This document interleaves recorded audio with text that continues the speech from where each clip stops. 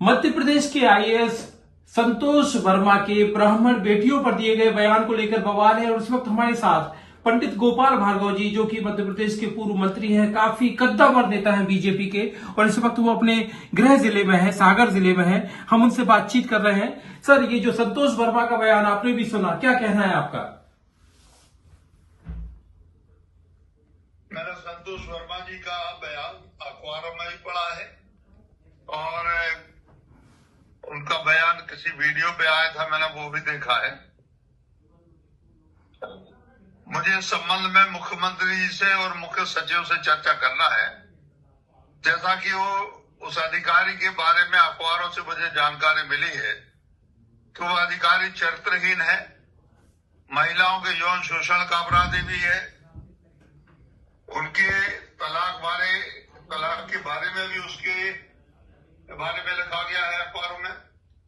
इसके अलावा सबसे गंभीर बात यह है कि उसने किसी जज के न्यायाधीश के हस्ताक्षर खुद बना दिए और पदोन्नति भी उसने फर्जी तरीके से प्राप्त की है। तो ये हमारे मुख्यमंत्री से मेरा आग्रह है उनसे, और चीफ सेक्रेटरी से मेरा आग्रह है कि पुरानी नस्तियां देखें कि इन आरोपों में जिनमें वह व्यक्ति 6 महीने तक जेल में रहा, वह व्यक्ति कैसे आईएएस अवार्ड हो गया। यह हमारी व्यवस्था में कहीं कोई दोष तो नहीं है या कहीं ऐसी सुराग तो नहीं है, क्योंकि आईएएस जैसा महत्वपूर्ण ओहदा जो है, आईएएस कैडर में किसी को शामिल करना अपने आप में हिंदुस्तान में शान की बात होती है। और ऐसे व्यक्ति जो सरकार को लज्जित कर रहे हैं, स्वयं भी लज्जित, अब वो लज्जित स्वयं हो नहीं हो, लेकिन सकल समाज लज्जित है इस प्रकार के बयान से। आज तक मैंने आजादी के बाद इतना घृणास्पद बयान किसी अधिकारी का, वो जिम्मेवार व्यक्ति, कोई सड़क शार्प आदमी हो तब भी ठीक है, वह एक जिम्मेवार, अब कथित रूप से जिम्मेवार आदमी यदि इस प्रकार की बयानबाजी करे तो मैं मान के चलता हूं कि ये बहुत बड़ा षड्यंत्र है। ये देश के खिलाफ भी षड्यंत्र है और भारत की एकता अखंडता के खिलाफ भी षड्यंत्र है कि देश में ऐसा वातावरण बना दो जिसमें एक प्रकार से वर्ग संघर्ष की स्थिति निर्मित हो जाए। इस षड्यंत्र को हमारी सरकार पहचाने और देश पहचाने।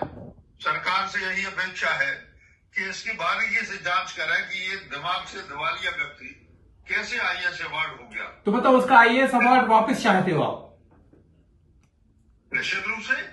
जो व्यक्ति जेल में रहा हो 6 महीने, जो व्यक्ति, महिलाओं ने खुद कहा कि हमारे शोषण का एक प्रकार से अपराधी है, जिस व्यक्ति ने न्यायाधीश के हस्ताक्षर खुद बना लिए हों, अनेकों बातें, अनेकों तथ्य इसके बारे में जब उसने बयान दिया तो अखबारों में और आपके समाचार चैनलों में आए हैं, तो मैं मान के चलता हूं कि यह व्यक्ति मनोरोगी है, मानसिक रूप से विकृत है।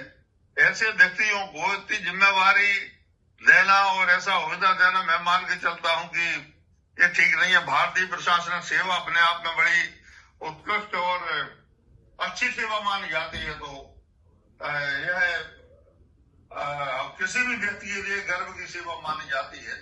और ऐसी सेवा में ऐसे दिवालिया, मानसिक रूप से दिवालिया व्यक्ति के लिए रखना राज्य के हित में भी नहीं है। एफआईआर की बात हो रही सर, कि एफआईआर दर्ज हो?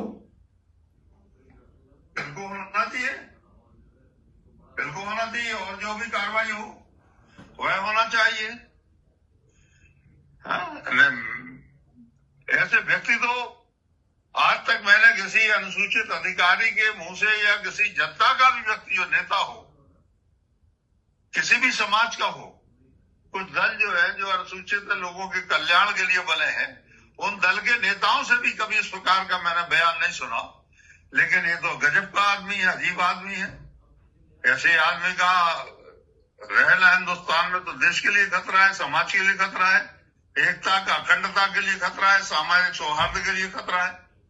और ये जानबूझ के लाइमलाइट में आने के लिए या फिर एक प्रकार से अपने ऊपर देश के लोगों को आकर्षित करने के लिए कि हमारी तरफ लोग आकर्षित हों, बयान दें, हमारे मदद मत करें और इसके बाद में हम प्रसिद्ध हो जाएं, ये भी हो सकता है। तो ये है पंडित गोपाल भार्गव, मध्य प्रदेश के पूर्व मंत्री हैं, काफी वरिष्ठ नेता है बीजेपी के, और वो सीधे तौर पर कह रहे हैं कि वो इस बारे में मध्य प्रदेश के मुख्यमंत्री डॉक्टर मोहन यादव और मध्य प्रदेश के मुख्य सचिव अनुराग जैन से भी बातचीत करेंगे। और उनका जो विषय अब ये है कि आखिर अवार्ड, जो आईएएस अवार्ड है, वो कैसे संतोष वर्मा को मिला, और दूसरा पंडित गोपाल भार्गव की मांग है कि जो एफआईआर की कार्रवाई है वो भी होना चाहिए।